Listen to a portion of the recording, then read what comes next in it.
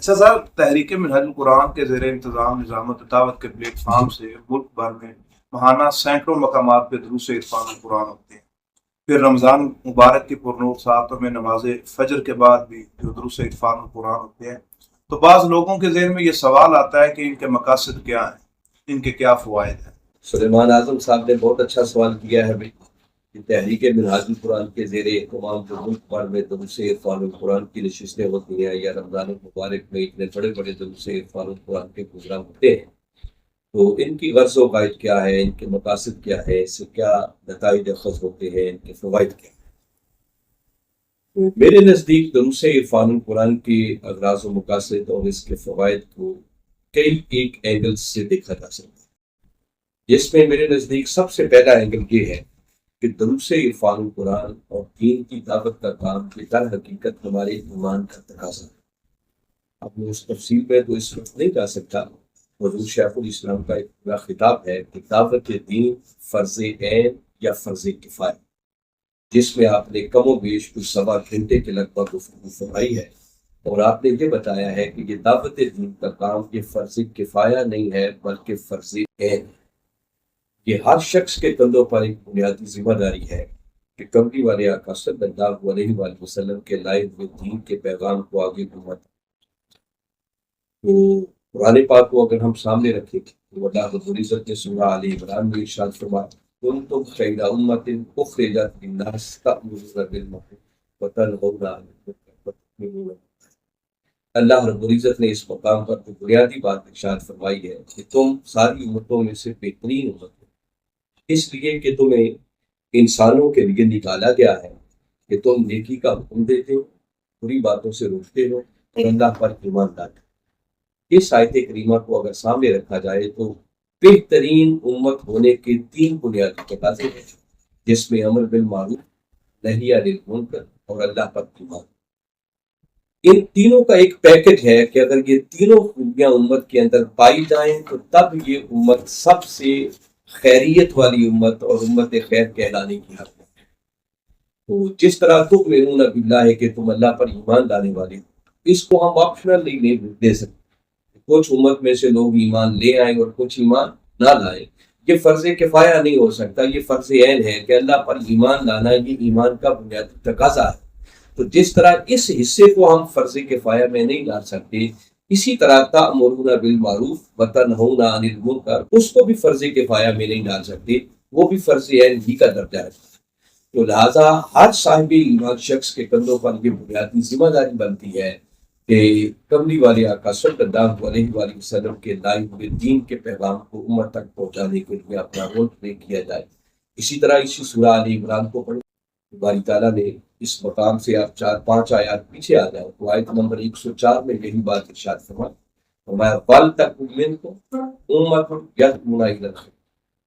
باری تعالیٰ نے یہاں بھی یہی بات کی ہے کہ تم میں سے ایک گروہ، ایک طبقہ ایسا ضرور ہونا چاہیے جو لوگوں کو خیر کی طرف دعوت دیتا ہے، نیکی کی طرف بلاتا رہے، امر بالمعروف کا حکم دیتا رہے، تنہون عن المنکر کا فریضہ ادا کرتا رہے۔ اس پہلو کو اگر مد نظر رکھا جائے، میں سمجھتا ہوں کہ دروس عرفان القرآن اس فریضے کو ادا کرنے کا بہترین ذریعہ اور اللہ رب العزت نے تحریک منہاج القرآن کو یہ توفیق عطا کی، یہ سعادت عطا کی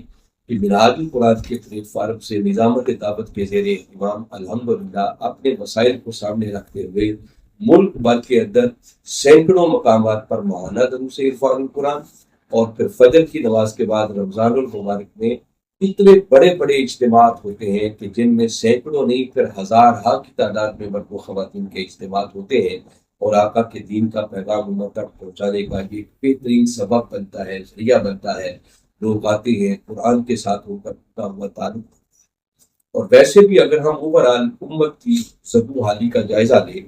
تو یقیناً یہ جو آج ذلت و رسوائی ہے اس کے اسباب تو بہت سارے، مگر ان اسباب میں سے ایک بڑا بنیادی اور اہم سبب جس کی طرف حکیمت امت علامہ اقبال نے متوجہ کیا ہے، وہ امت کی زبوں حالی اور ذلت و رسوائی کا ایک بڑا سبب اس امت کی قرآن سے دوری، اور اس بات میں کوئی شک نہیں ہے کہ اگر بحثیت امت آج ہم جائزہ لیں، آپ کبھی غور کریں کہ امت میں سے کتنے لوگ ہوں گے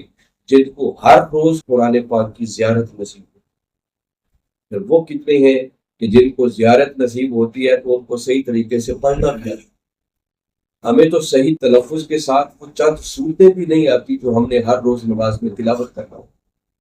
پھر اگر پڑھنا آ جاتا ہے تو آپ سوچیں ان میں سے وہ کتنے خوش نصیب بچتے ہیں کہ جو پڑھیں ان کو سمجھ بھی آتی ہے کہ اس قرآن کے اندر لکھا گیا۔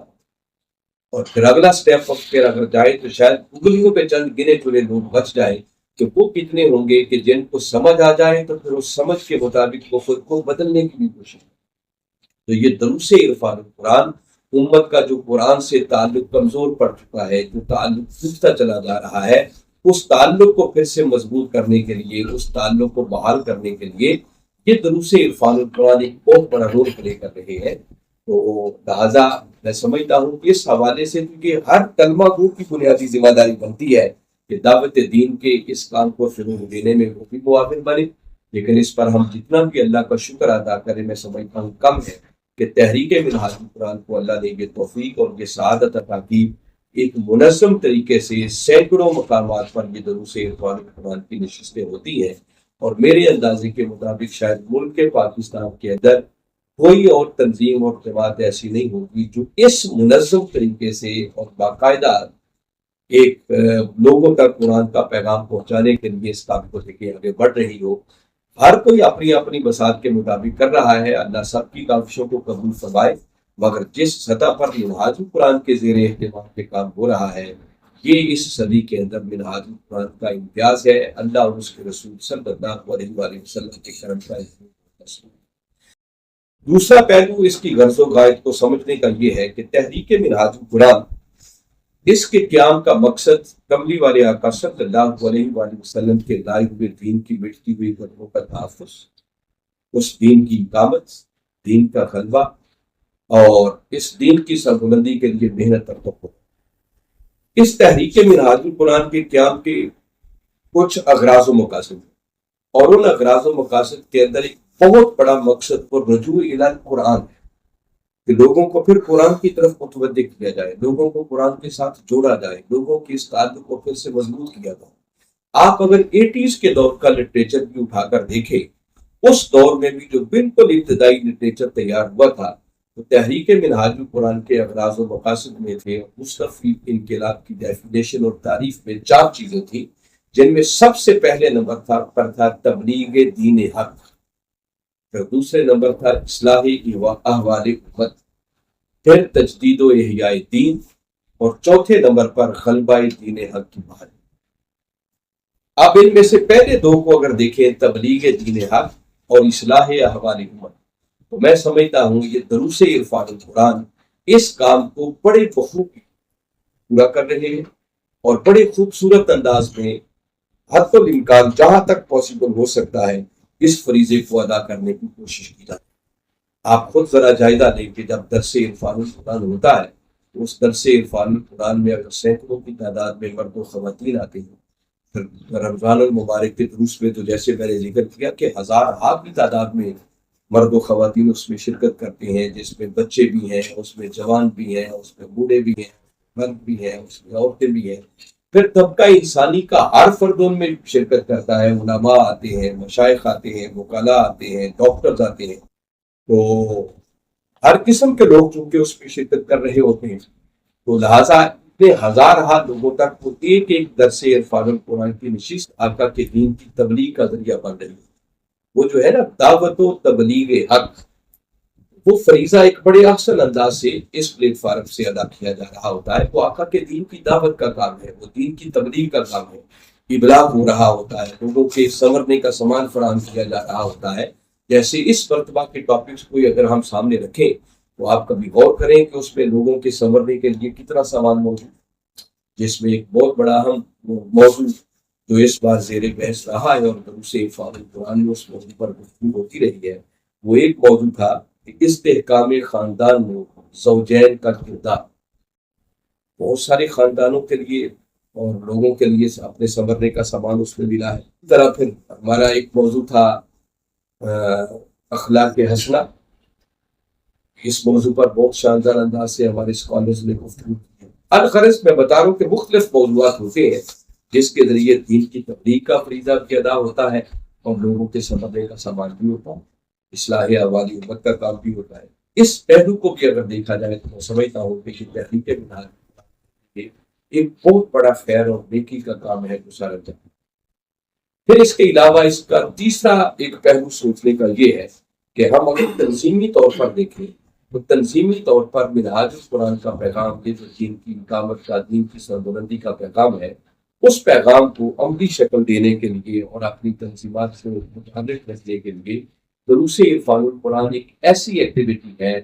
اگر کوئی تنظیم اس کو اون کر لے کہ ہم ماہانہ درس قرآن کریں گے تو میں سمجھتا ہوں صرف اس درس قرآن کے کرنے کی وجہ سے اس تنظیم کا جمود ٹوٹ جاتا اور ان کے اندر ایک تحرک آ جاتا۔